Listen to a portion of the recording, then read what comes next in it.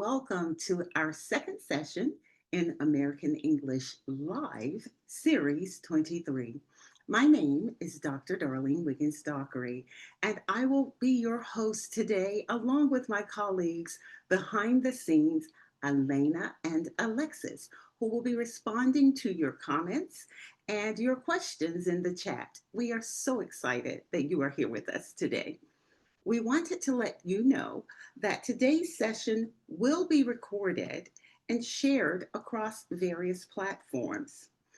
If you do not want your comments, your name, your country to be included in the video recording, please do not enter any information in the chats. By participating, you are consenting to your appearance in the recording and its use for the purposes of FHI 360 and the U.S. Department of State. Again, if you do not wish to appear in the recording, please do not share any comments in the chat or comment spots during the webinar. Throughout Series 23, we will explore a variety of topics in classroom management in the English language classroom. We hope you'll be able to use the practical ideas that we share. Here's what you can expect today. The session is about 60 minutes long. The presenter will present the material, and I, as your host, will ask questions and make comments too. But we really want to hear from you, our audience, so that we can address your ideas and your experiences. So please do share your comments using the comments feature or the chat box. Now for today's webinar, Empowering Students, Techniques to Promote Self-Regulated Learning in the Classroom. Self-regulated learning empowers students to manage their learning by motivating themselves, setting clear goals, creating actionable plans, and conducting self-assessments. This webinar will share practical strategies for promoting SRL in the classroom. Participants will discover techniques such as SMART goals, vision boards, and self-reflection tools to help students build motivation, develop learning habits, and monitor their own progress. By the end of the session, participants will be equipped with actionable strategies they can use in the classroom to support student independence and foster lifelong learning skills through self-regulated learning practices. And we are pleased to introduce our presenter, Dr. Linh Phung. Linh is a language educator, researcher, and creator with experience directing successful educational programs and developing language learning materials and educational technology. She is the founder of EduLing Speak Up app, which offers specialized English courses built around communicative tasks and games. Linh has published 4 language learning books and 3 children's books, and her research has been published in high-impact journals. Her professional experience also involves serving as an English language specialist for the U.S. Department of State in 2023. Welcome, Linh. Thank you so much, Darlene, for the introduction, and hello to everyone from Pittsburgh, Pennsylvania. It's my pleasure to present empowering students techniques to promote self-regulated learning in the classroom today. This is my second time presenting through American English Live, and I have also had the pleasure, as you can see in the picture, to present to teachers in Vietnam through the U.S. Embassy in Hanoi. I love the idea that the world is our classroom, whether it is online or in person. So today, this is the agenda for you. First, I will define self-regulated learning, and then we are going to explore different components of self-regulated learning. As we explore these components, I will be sharing techniques and strategies to promote students' self-regulated learning. Finally, I will be wrapping up the session and discuss some takeaways with you. First, let's hear from you. If you can share in the chat or in the commenting box, you list one way teachers can help students feel more in charge of their own learning. Okay, so right away, we want your ideas. What is one way that teachers can help students feel more in charge of their own learning? What are your ideas for that? Okay, so Lynn, this is exciting because we want our students to be lifelong learners, and that starts with self regulated learning. And so we are looking forward to our participants' comments on this question. Okay, so we are having some responses coming in. One of our audience members is saying give them options for what they can do for a topic or for an activity. And Karima says project work is a way that we can help students to feel more in charge of their own learning. Then we heard from Sunshine. Sunshine says journaling is a way. Falagi says classroom projects. Olga says to do self assessments. And then we heard from Than Lee, who says teamwork activities, allowing the students to work in pairs. Wilbert says involving them in learning by asking open ended questions.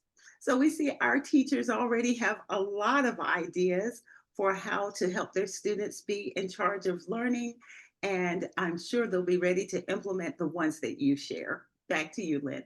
Thank you, Darlene, for sharing those comments from our participants. Those are all great ideas for sure. And I love the idea of giving choice. But I hope that through this session, you will also see that we can give them structure throughout the activities also. So let's move on.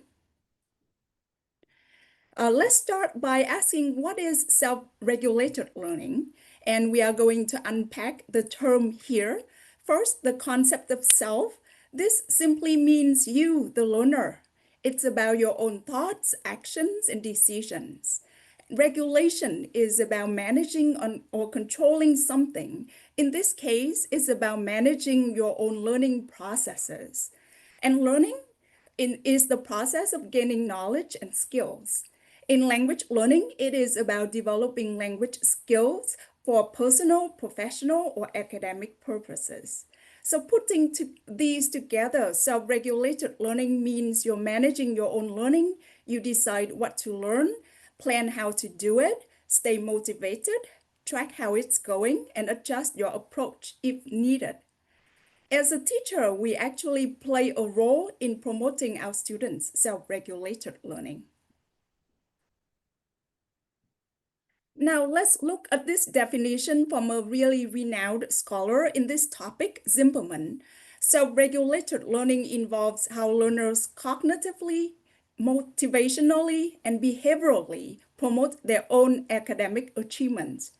As you can see, I highlighted some key terms here for you. But in simple terms, it means that students need to pay attention and think about their learning. They need to have reasons for their learning activities, which gives them motivation. Behaviorally, they need to take actions. And overall, they need to take active ownership of their learning. Now, you may ask, of course, the big question here is how do we promote self-regulated learning? In this presentation, I'm going to share with you a systematic approach created by Dr. Hayo Riders in a position paper with Oxford University Press, with the contribution of three other experts, including myself. And when you look at these components and think about how to promote your students' self-regulated learning, think about techniques and strategies along these components. They include motivation for self-regulated learning, identifying needs, setting goals, making plans, task regulation, how to manage learning tasks, and self-assessment positioned in the middle of the framework here. Now it's your turn again. What are some challenges associated with helping students develop self-regulated learning or study skills in your context? So you've already given us a lot of ideas of activities you can do to promote it, but what challenges have you faced in trying to get your students to be self regulated in their learning? Again, what are some challenges associated with helping students develop self regulated learning or study skills? Let us hear from you. Okay, so while we are waiting for our responses to come in, we have a comment, um, and the comment is creating the environment that fosters autonomy can be a challenge. Oswaldo says shyness and low self confidence can be a challenge. Then we heard from Brad, and Brad says mixed ability or large classes can be a challenge. Mhm. Olga says integrating SRL into a prescribed syllabus is a challenge. We've heard from Wen, who says they are not as disciplined as we expect sometimes. Chandrahas, please forgive me for mispronouncing your name, said lack of motivation can be a challenge. Then we heard from Asia. Asia says crowded classroom plays a crucial role in this. So, again, those large classrooms can be a challenge. So, those are some of the responses from our audience. Thank you for your responses and for your engagement. Back to you, Lynn. Yeah. Thank you for sharing your challenges. I do understand these challenges, and that's why we are here together to think of some solutions. And I hope that some of the ideas that I'm sharing will be addressing some of those. So let's move on. Let's talk about the first component here, motivation for self-regulated learning. You may ask, how do I motivate my students to self-regulate their learning, right? And the first step that we can do here is to help them understand what self-regulated learning is and its benefits. And if you need to give a simple definition, it's about taking active ownership of their learning, taking charge of their learning. You can also emphasize the importance of lifelong learning. And my suggestion here for you is to set an example as a teacher. As teachers, we learn all the time. We learn new techniques to create new activities. We learn new ways to create interesting materials. With new tech tools, I'm sure that you're learning about new tools all the time, Google Doc, these video editing tools to create materials for your students. So by setting an example, you motivate your students to do the same. And actually, research has shown that teacher and parent growth mindsets influence self-regulated learning. Let me also share with you a motivational activity here. When you want to motivate students for language learning, you may engage them in creating a vision board for themselves. In this case, a vision board is a collage of images of how students want to use English in the future. So first, they can define their intentions clearly. In this case, it's about how they are going to use English in the future.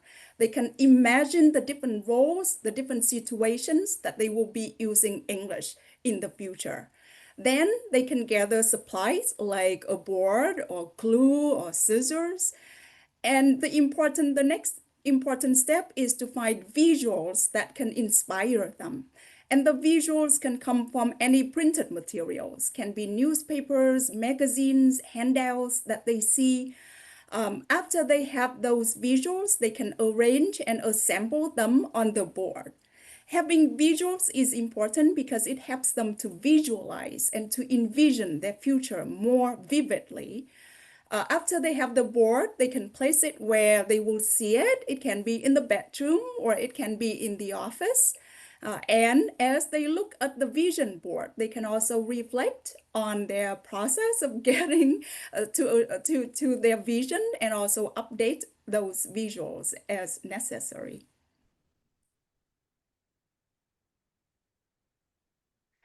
Okay, so I'm moving on to the next component here. It is about identifying needs. As language teachers, you may agree with me that one of our main goals is to develop students' language needs. It's one of our main jobs, right? It is about developing the language and the skills for them to use the target language for their current situations or for future use. And however, while we do this, we can also help them to be more aware of their own needs. And in this case, language related needs and learning related needs. As definitions, you can think of language related needs as specific skills learners want to improve in the target language, such as vocabulary, grammar, listening, speaking, reading, or writing. In terms of learning related needs, you can think of them as strategies and habits that support effective learning, like setting goals, staying motivated, tracking progress, and seeking feedback. Another example or other examples of learning related needs can include expanding vocabulary, understanding complex text, listening to natural speech, and again, learning related needs can include setting clear goals, staying motivated, and tracking progress. Uh, To help students to do this, you can ask them to complete self-assessment checklists. And I remember that one of you mentioned self-assessments. Yes, it is a powerful tool to help students to understand their own needs and also to identify what they can improve. In this example, you can see that a high-level student may complete this form to say that they can understand the main ideas of conversations. They can write clear paragraphs with examples. They can use everyday vocabulary confidently, or they can speak well in group discussions. However, the student can also identify what they need to improve, and this is the important part, right? In terms of assessing their own language learning needs, they identify that they need to follow fast natural speech. They need to use more complex sentences. They need to learn academic words, and they need to participate more in group discussions. For lower level learners, instead of asking them to complete a form like that, a somewhat open-ended form like that, you can ask them to maybe circle a tick or a cross. And this list is actually inspired by my 6-year-old daughter who is learning Vietnamese here and there. So I can ask her to assess her needs in a very simple way by circling a tick or a cross. I can ask her whether she can recognize 10 animal names in Vietnamese, which she does, that I know. Whether she can say basic greetings in Vietnamese, and whether she can ask for a few things in Vietnamese. So this is a very simple idea of engaging lower level students in identifying their needs. Now it's your turn again. We'd love to learn more about your students. What are some of the language learning needs they currently have? What are some of the language learning needs that your students currently have? And we have already been exposed to some wonderful ways that we can help students to identify those needs and measure their progress. Before we get to the responses, though, Lynn, I wanted to share a couple of comments with you. We heard from Rosetta, who says, Beautiful. I love the vision board technique. Can I, as the teacher, use this amazing technique? Definitely. It is used by, I think, everyone in every field because it's really a motivational technique for you to envision your future. And visualization is a good technique for motivation. But you can go a little bit further. I heard another technique related to the vision board that after you create the vision board, you can also imagine your future self writing a letter to your current self. So these are different motivational techniques that help you to take more actions to achieve your No. goals. Oh, Lynn, I have to tell you, I recently cleaned out a storage unit and found an old vision board. And on it, there was a picture that said, "She wants the PhD." And it was an image of that. And I Yes. was so excited because I did that before I completed my PhD. And that vision board really helped to keep it in front of me. Here are Yeah. some other comments. Um, Amelia said, "Motivate our students is very important." Gabby says the rubric can help for self assessments here in my context. And now we also have some responses to what are some of the language and learning needs they currently have. Brad said, improve their speaking and writing skills. Isabella says, improve the spoken part. Zinni says, my students need to enlarge their vocabulary visually or memorizing with practice. Akram says, self vocabulary. Tina, my students want to improve listening skills, but they seldom listen to audio. And then we heard from Sameh, who said grammar for communication. Jay says the language and learning needs that his students currently have are to be brave, to speak English in daily life. So, those are some of the responses and challenges and language learning needs that the participants, our participant students have. Back to you, Lynn. Yeah, thank you so much for sharing. I do understand that there are a lot of needs, and that's why we are here as a teacher. And actually, needs assessment is such an important step in any curriculum development. So I'm sure you know about students' needs and gather data about it. The idea here is also to engage them in identifying their needs, right? So this is to promote the self-regulated learning when they are more aware of their needs instead of us telling them what they need all the time. Mhm. Moving on to learning related needs, if we want to develop students' learning related needs, the first step can be to understand what learning involves. So you can explain to students and talk to students about how we learn. You can share the information about how our brain grows as we learn and our intelligence is not fixed. And this is an important concept because growth mindset is basically the belief that our intelligence is not fixed. It can improve as we learn. So you can share this insight with students and even images about how the brain grows, right? And also you can share some information with students about our memory. We have three types of memory: sensory memory, where information is registered through our senses; our short-term memory, where information is stored for a short time; and our long-term memory, where information is stored more permanently and can be retrieved later in the future. By sharing this information, you can emphasize that students need to pay attention. If they want their information to register through their senses, they need to pay attention. They also need to rehearse regularly so that the information can be stored long term and they can retrieve it later for future use. And with that information, you can also help students to make a plan to review past lessons. Students can make a plan to review their lesson immediately after it, or after a short time, like after a week, or after a longer time, like after a month. If they have a plan like this, it's impossible to forget. But if they don't, then we forget information very easily. Our memory actually dips like a cliff when we don't review information regularly. So to recall information from memory, you can point out that students can do this through low-stake quizzes or by summarizing what they have learned to others or by teaching the information to others. And actually, teaching is one of the best ways to learn.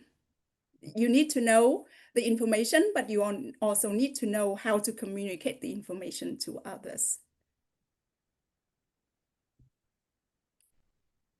The next idea that I want to share you is to form productive learning habits. Habits are powerful because habits can keep us going even when the motivation is low or when the motivation is up and down. So I want to share this quote with you because I really love the idea that whatever you practice will grow. Self-regulated learning is about how we integrate learning into our lives.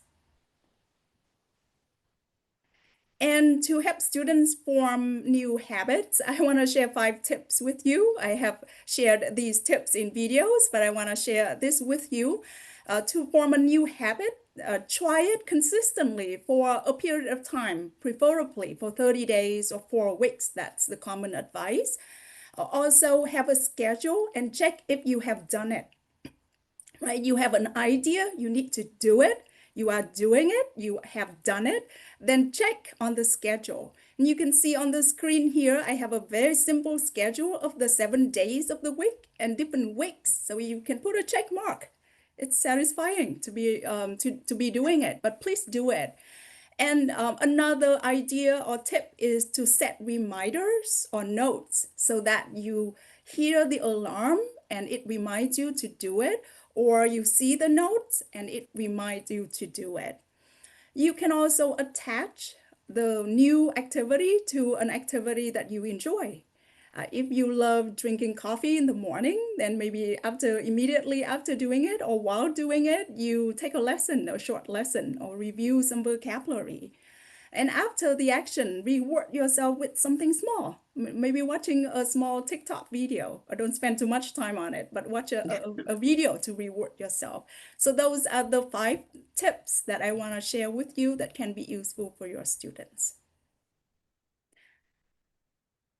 Now it's your turn again. We are talking about learning habits, right? Learning behaviors. Have you noticed any effective study habits or practices among your students? Okay, so just as we are learning from you when you participate, I am sure that you are noticing things your students are already doing to improve their study skills and their ability to speak, listen, and do the 4 skills in English. So, have you noticed any effective study habits or practices among your students? Please let us know. And while we are waiting for those comments to come in, Lynn, I have some comments to share with you. We heard from Sammy who said, can you give us of an example of which habits? I think some of those habits questions have been answered in what you said before. So hang in there, Sammy. You will hear some more. Then we heard a comment that was from Brad, and Brad said, "Wonderful ideas. Thank you." We heard from another participant who says, it's important to remind them that intelligence is not fixed and that motivates them to keep trying. And now we have some responses to have you noticed any effective study habits or practices among your students? Holly says, creating daily plans. Cicely says, finishing the KWL table after class. Sammy says some students write keywords or make small summaries. Then we heard from Gabby, who said anticipate what are they going to do and to learn to help with their habits. Sunshine said self-recordings of what they've learned as a form of video journaling.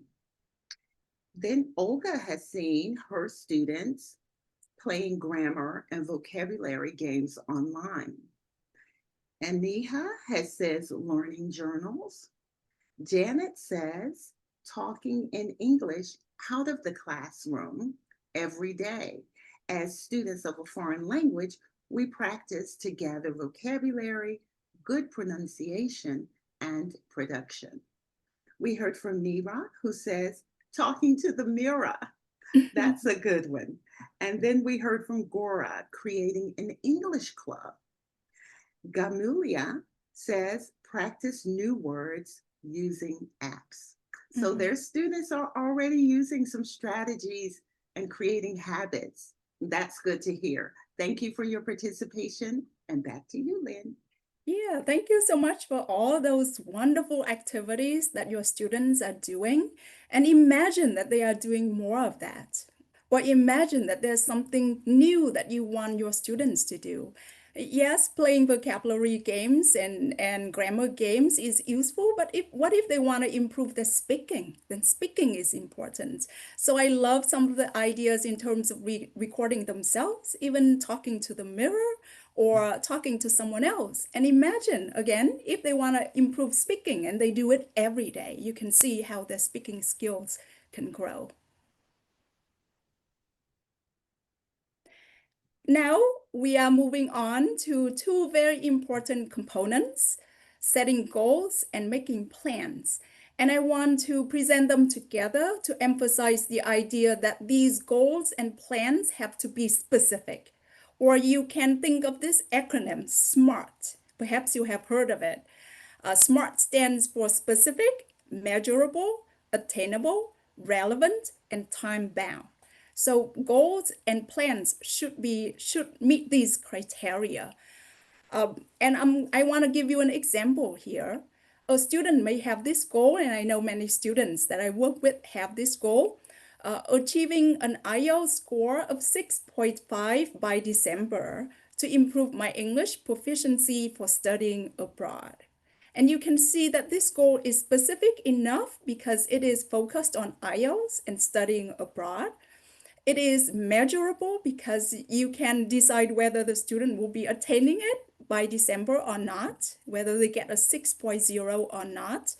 It is attainable if their level is around 6.0. This is important, and this is how teachers can also advise students.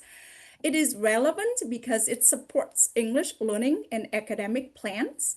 And it is time bound. There's a deadline here, or there's a specific time here by which the students want to achieve the goal. In terms of making plans and setting goals, I want to introduce this really interesting technique with you. It is called WHOOP. And it is actually a technique that is common in many fields, in many walks of life.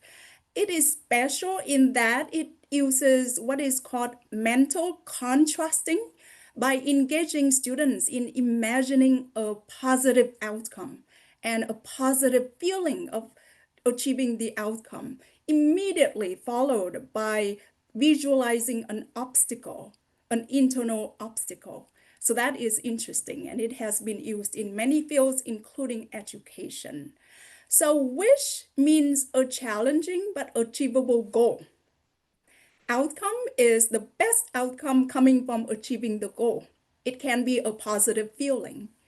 An obstacle is an obstacle, internal obstacle that prevents the achievement of the goal. And a plan in this case is advised to be more specific in terms of an if then plan to overcome the obstacle.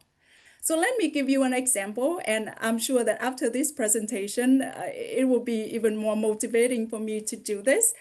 I am learning Spanish here and there, but if I and now I'm sitting down and setting some Whoop plan here. I want to listen and understand simple Spanish songs because I feel that if I achieve that and I do that, I will enjoy the music so much and I will learn Spanish even more. But the obstacle is that I'm not doing that so much. Every day I'm not doing it. So the plan here is my plan now internally, and I have written down here is when I finish a Spanish lesson on my phone, which I do, then I'll also listen to a song. So that is an example of a whoop technique that you can use. The advice is that you try doing it yourself first, and then you can use a form like this to help your students through the process. I have seen some comments in the chat with a similar idea that students can also make daily and weekly plans. The important point here again is that it has to be specific in terms of what you will do, when, where, and with whom you will do it. And you can also make an if and then plan. What will you do if you run into an obstacle? And again, a checklist or a plan of some kind will be very useful. Okay, so now we are coming to an important component in the framework called task regulation. In English language learning or in language learning, there are a lot of learning tasks, and you have mentioned a lot of them. In other areas, there are academic tasks that students have to complete. So these ideas of task regulation coming into play here. The students need to be able to select resources that are useful for task completion. They also need to be able to apply task-related strategies. In this case, the steps that they need to take, what they need to do first, what they need to do next, and then they need to be able to monitor progress, right? And when they monitor progress, they can do it with checklists, or you can help them to build checklists, or they can do learning logs. So some of you mentioned journals, and the journals may be about the learning process itself.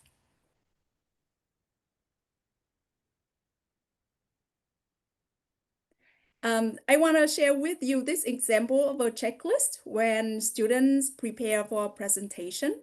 And it's pretty simple, just list the steps and the things that students need to make sure to do, and they can put a check mark next to it.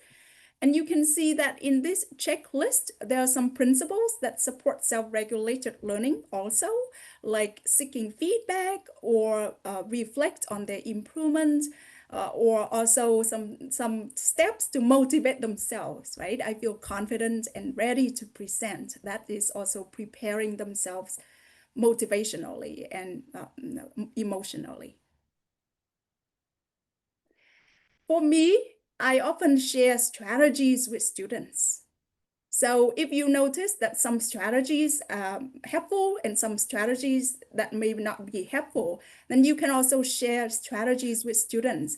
For example, to help students to improve pronunciation, I have a really short video explaining key pronunciation features, including vowels, consonants, syllable stress, word stress, intonation. The point is that to help them to know more than maybe a few areas that they notice. Also, I introduced this technique by using gestures to pronounce multisyllabic words, because without knowing the technique, students may not ever use this really useful technique. And I introduce other practice techniques as well. And here's the idea. If you want students to learn beyond the classroom and carry out these activities beyond the classroom, sometimes you have to teach them how to do it. And sharing strategies is a good idea here in terms of promoting self-regulated learning and learning beyond the classroom. Now it's your turn. Imagine your students are preparing a short presentation on a familiar topic, such as their favorite hobby or recent experience. What strategies would you teach or model to help them plan, practice, and deliver their presentation confidently? Okay, so we want to know what strategies would you teach or model to help your students plan, practice, and deliver their presentation confidently? And while those responses are coming in, Lynn, I want to tell you I love acronyms. So SMART goals are easy to remember, as well as the new one you introduced to me today. Whoop! I Yeah, love it. I yeah, love it. thank you. I love it too. And we also have some other participants who are excited about this session. We heard from Shantrat Dradhas, who says, I love this session. Smart Study says, I love this webinar. Hercules says, I love this webinar. So you have fans, Lynn. And Thank you. then we heard from Kanul, who said, this is a great technique. I'll try this with Spanish and Italian because I'm also learning them here and there. Mm. A response to the question, what strategies would you teach or model to help your students plan, practice, and deliver their presentation confidently? Holly says, skills related to public speaking. Chandraha says, clapping exercises, color coding, highlight stressed syllables in red, for example, or unstressed in blue. Sunshine said, demonstrate or give an outline of the structure they can use as an example. And then we heard from Camila, who says, make many presentations in groups so then they could practice between pairs.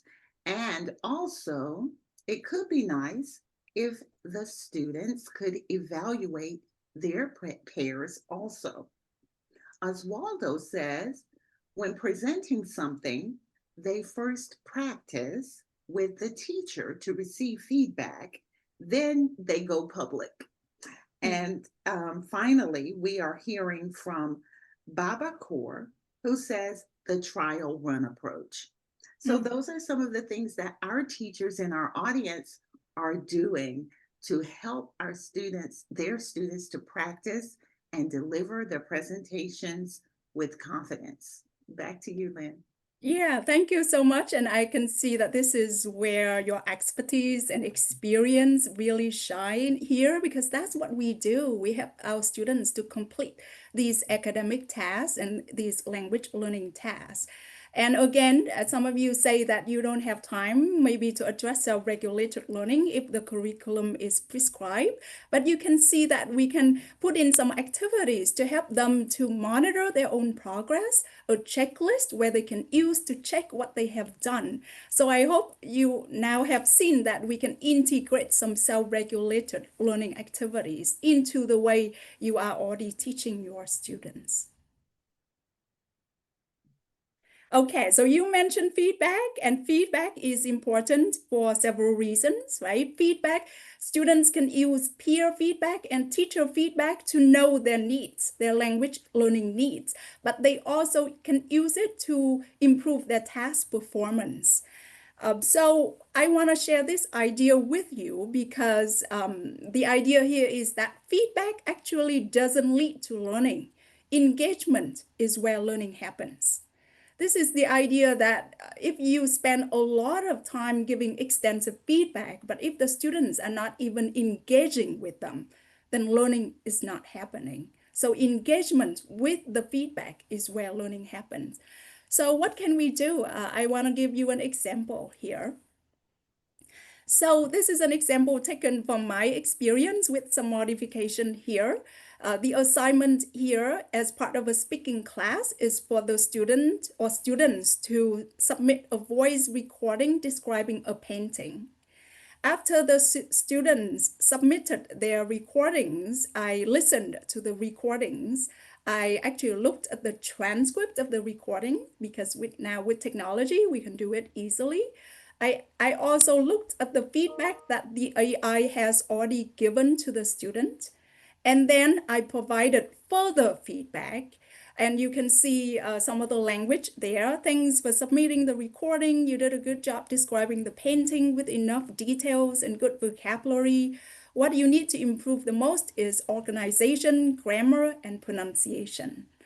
And then I give some specific suggestion here in terms of using transition words to connect ideas at the end of the speech.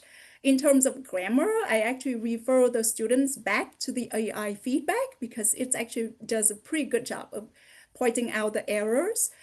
For pronunciation, I also suggest students to check difficult words, and I list the words that she didn't pronounce correctly there. So overall, if you want to use this approach, you can follow the steps that I have here. Of course, you have to review their recording, the transcript if you have it, the AI feedback if you have it, and then you provide additional written and audio feedback.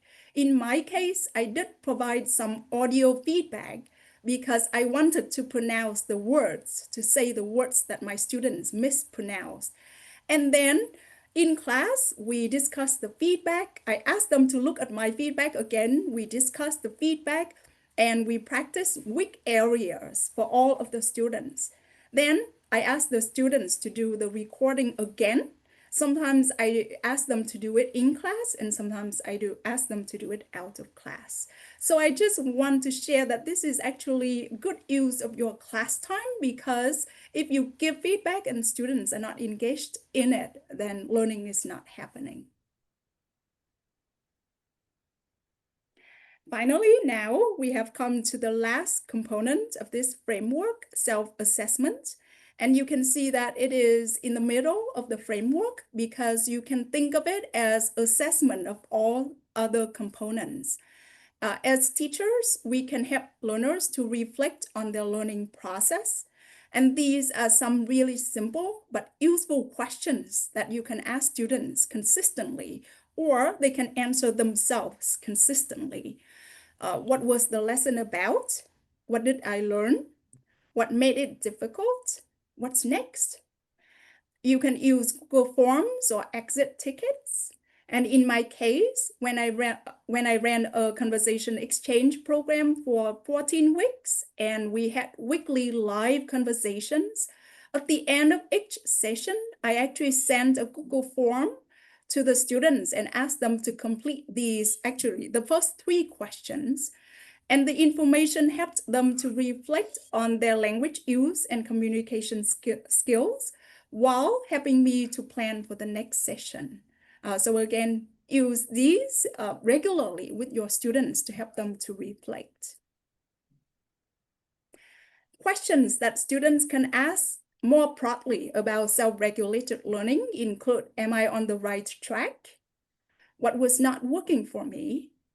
Have my needs and goals changed? And what resources do I have to help me find better ways? Now it's your turn again. If you were to describe the main ideas, I'm close to the end. So I want to see if you can share some ideas to others. If you were to describe the main ideas of this webinar to a colleague, what 1 or 2 phrases would you use? Okay, so here is an opportunity for you to engage with your learning today. How would you describe this webinar in 1 or 2 phrases to a colleague? So let's hear from you. And while we're waiting, we have a question. Chandrahas says, what is an exit ticket? Oh, okay. Well, an exit ticket is just like a form where you ask students to complete, but maybe you print it out like a ticket. So that's why it's called an exit ticket. It's like a reflective prompt that you ask students to respond to, but you may print it out in a more small ticket. Okay, thank you. All right, we have a response. Jacob says engagement would be the one word to describe this session. Um, and then we heard from Sunshine, who said smart and whoop would be the 2 takeaways. We heard from Samia, who said productive and beneficial. Janet said assessment as a way of improving learning. So those are some of the responses we have as others are coming in. We have um, Camila, who says, great ideas. Thanks for sharing. And finally, we have a response from Konu, who says, informative and productive. So those are some of the responses. Continue the conversations in your viewing groups and online. Back to you, Lynn. Yeah, thank you so much, and thank you for sharing. Sharing something that you have learned is a good way of learning. So I encourage you to actually do it by sharing some of the things that you have learned through this webinar. Okay, so I have covered the 6 components of self-regulated learning here. Motivation for self-regulated learning, identifying needs, setting goals, making plans, task regulation, and self-assessment. If you want to think of ideas, try to remember ideas from today's webinar. You can think back of these 6 components to see what techniques belonging to these components that you can implement in your classroom. And here I want to also share a summary of insights that I have that I want to share with you. Thinking about motivation for self-regulated learning, you can think and talk about the why of lifelong learning and self-regulated learning and find at least one reason for any learning activity. Think about the power of habits. Habits help students to sustain actions while motivation can be up and down. In terms of making goals and plans, you can think of SMART goals as a way to do it, vision board, and the WHOOP technique. Remember, specificity matters. Plans have to be specific in terms of where, when, and with whom. And finally, monitoring and self-assessment. And these should be incorporated consistently and frequently. You may use checklists, exit tickets, forms, reflective prompts. And finally, my last suggestion here is if you believe in self-regulated learning and you want to promote it further, then try different strategies, but also share them out. Share your strategies, share your practice with the wider community. You may also already have ideas about what forms, checklists, and materials to use, so you can create those and also share them out also. This is a way of promoting self-regulated learning more widely. And remember, whatever we practice will grow. We need to put things into practice. I want to share another insight actually. Knowing is not half a battle. We need to put things into practice to actually materialize any ideas and strategies. And so finally, in this session, we have recovered what is self-regulated learning, the 6 components of self-regulated learning, different techniques to promote self-regulated learning along those 6 components. And I have also wrapped up with other insights and shared some takeaways. Thank you so much for being with me and with us today. Here now is your time to take action. And as we conclude, take a moment to identify one insight or strategy from today's session that you'll apply in your classroom. Commit to putting it into practice and observe the impact it makes. So please share. This is the most exciting part of every webinar session for me, to find out how you will use what has been shared today, because our goal is for you to have something practical that you can apply immediately in your next class. So, what from what you've learned today will you be engaging with? Will you be sharing and implementing immediately? Please let us know in the chat or in the comment spots. And we've heard from someone already, Lynn. Babacar said, "Thanks, Lynn, for this wonderful webinar." And WHOOP is what will be applied immediately. And that was from Olga as well. Kanul also said WHOOP and SMART will be applied immediately.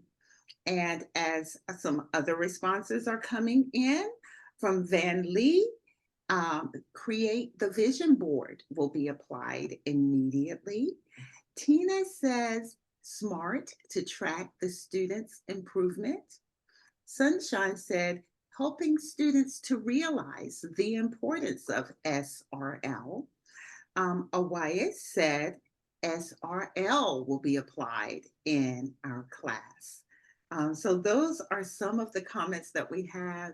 Please continue your conversations in your viewing groups. Please continue with the discussion on our Facebook page.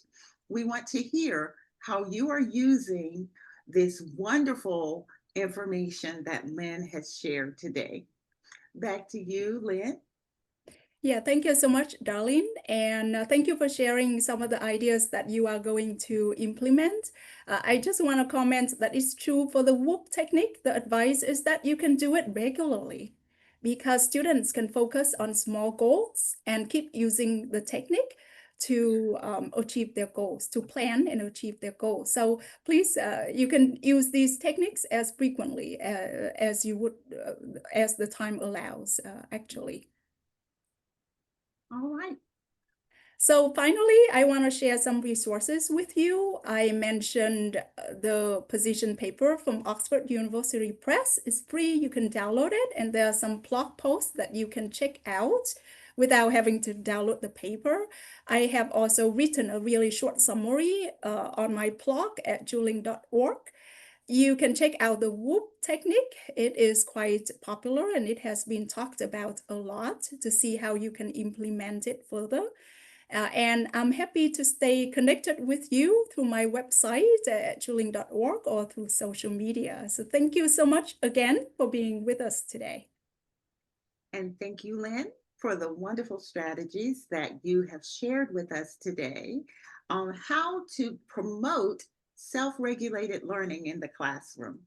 And thank you to our participants, you, our audience, for your engagement and for your participation today.